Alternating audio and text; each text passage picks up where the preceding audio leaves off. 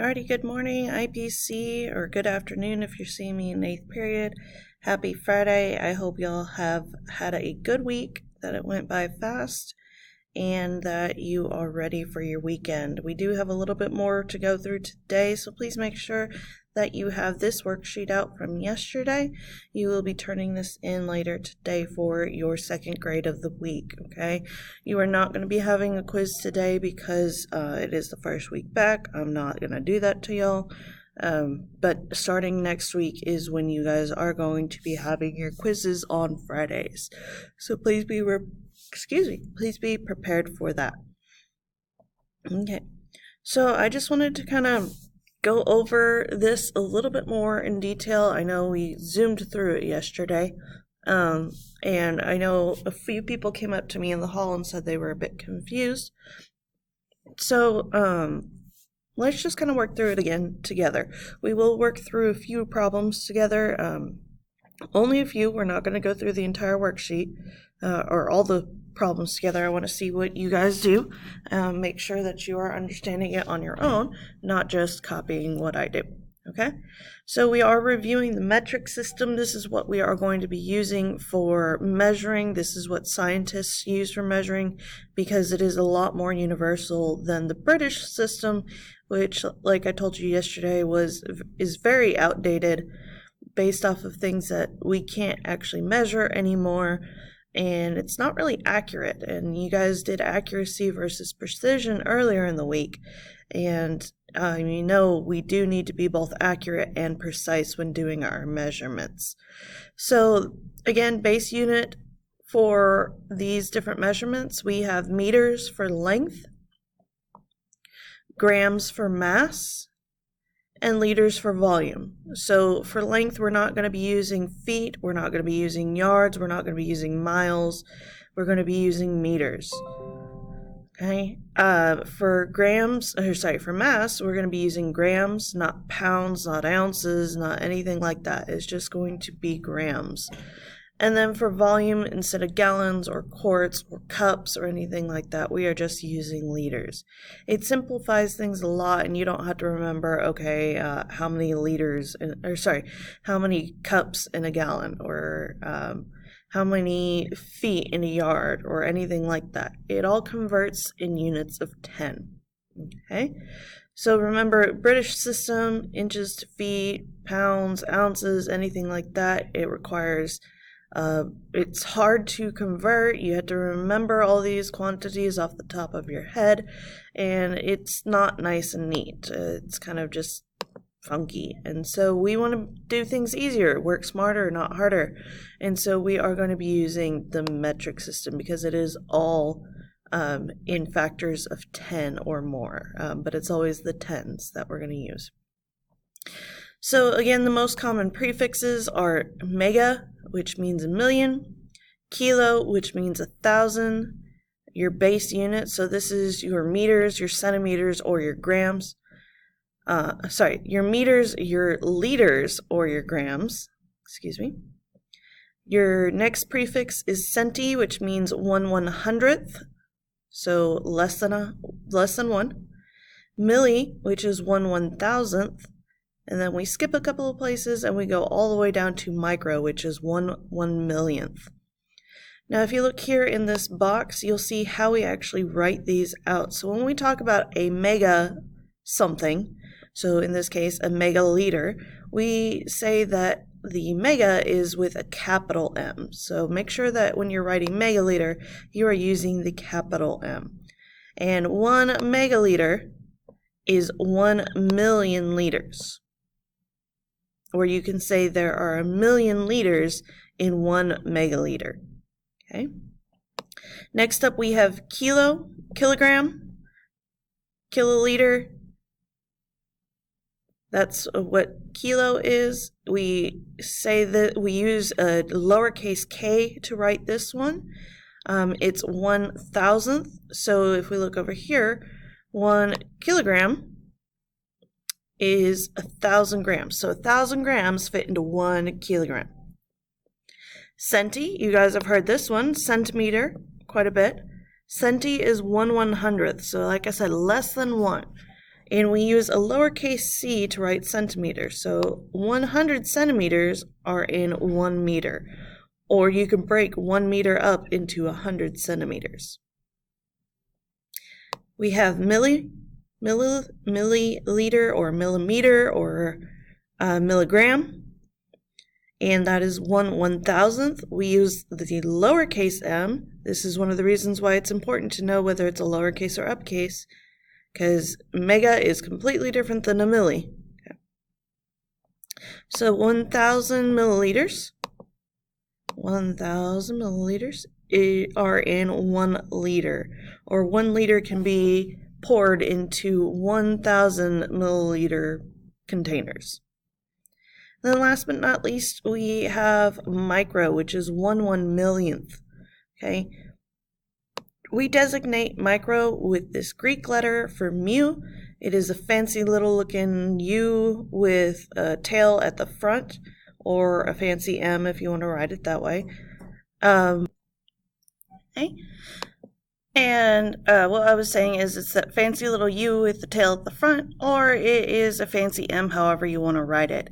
1,000,000 micrometers, or fancy M, mu, and then a little m, are in 1 meter. So 1 meter can be broken up into 1,000,000 micrometers. Okay. And like I was telling you yesterday, you are just going to move the decimal. So that is the easiest way to go from one conversion to another, depending on what you're trying to get to.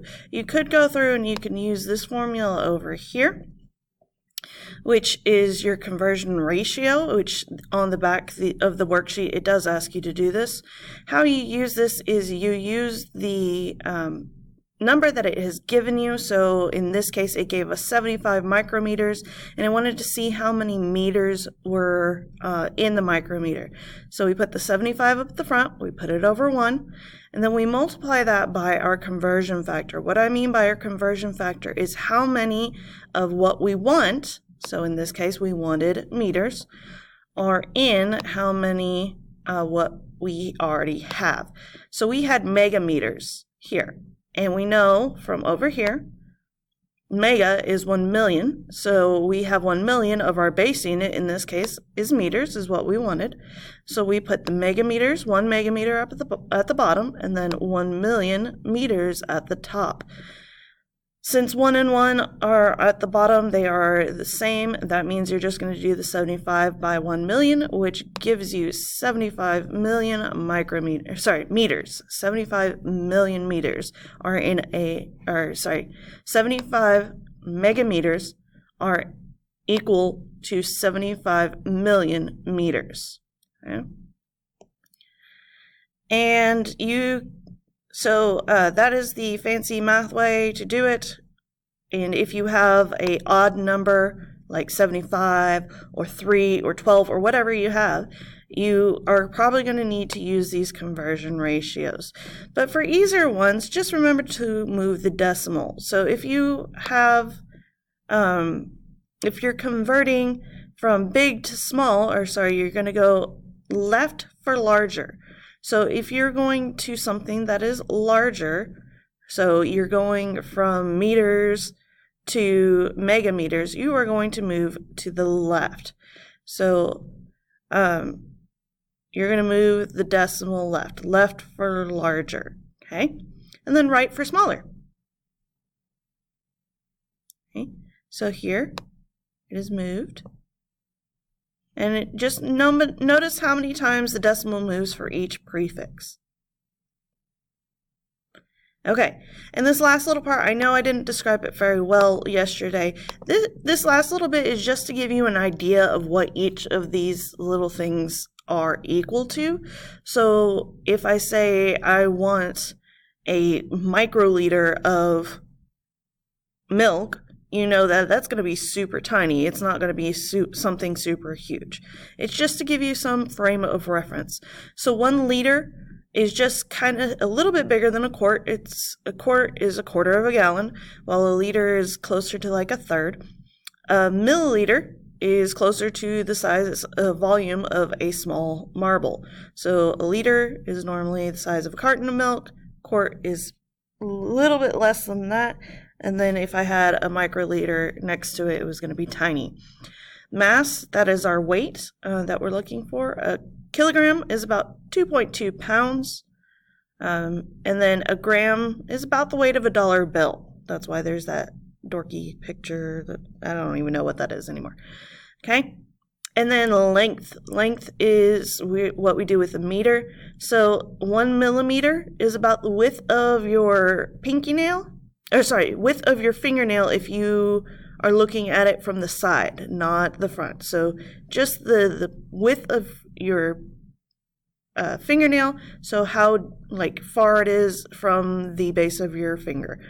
And then centimeter is just about the width of your pinky. You can see right here the actual size.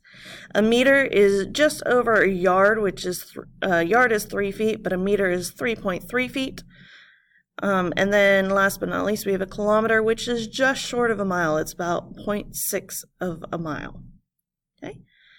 Alrighty, we move down to here. I'm going to leave you to the matching if you have not completed it from yesterday. With this one, which would you use? Meters, liters, or grams? This is just telling me which one are you going to use. Are you going to measure it by length? Are you going to measure it by volume? Or are you going to measure it by the weight? So how much water is in a pool? Well, you're not going to use the length of anything, so you're not going to use meters. And you're not going to use the weight of it because that would be super heavy. So you're not going to use grams. You are going to use liters. Okay? And then on the front, it gives you that cheat sheet to use to see which one is bigger. Make sure you go through and you compare these. Make sure that you are keeping micro and mega separate, and milli as well. So mega, milli, and micro. Make sure you're reading those carefully. Which direction does the decimal move? Does it move left or right? Remember, if it is getting larger, you are going to the left. Okay. Over here, it says how far and what direction does the decimal move? Your hint for right here is to see, is it getting bigger or smaller? If it is getting bigger, remember larger to the left. And then you're going to tell me what is that factor. And there is that cheat sheet up here, right here, that tells you how many spaces it moves. Okay. So be sure to look at that for those questions. And then here, this is just trying to make you more familiar with the different prefixes. Cents are in a dollar, years in a century. Okay? But down here is what a few of you came up to me in the hall and asked me about. These ones were the ones you were a little bit unfamiliar with. So, especially with these odd numbers like 435. What you're going to do is you are going to use this formula right here. Okay? You are going to put the number that you got here, and then you're going to put the amount of what you're trying to get to up at the top. Okay? Remember, it's to and from. The units must cancel, so the from must be on the bottom. This is where you are coming from. This is where you are going. Okay? Use that. If you show your work either to the side or on a separate sheet of paper, I'm probably going to give you a bonus point or two. So I would highly recommend doing that if you can't fit your work in here. Show me what's going on. Show me what's going on in your brain. So I want to see how you understand it. Make sure you complete this worksheet by the end of today. You will be turning it in for your grade. And yes, I am still taking multiple grades. Okay. I hope y'all have a wonderful weekend. I hope that you rest well. Next week is going to run a little bit smoother. We're going to be a lot more prepared. And so keep that in mind. I already had 5 write-ups this week, guys, for IPC only. My anatomy classes have been great. Know that we are not going to be acting like this going forward, okay? You guys can do better. You all can get this. I believe in you. Have a wonderful weekend, bye, guys. Bye.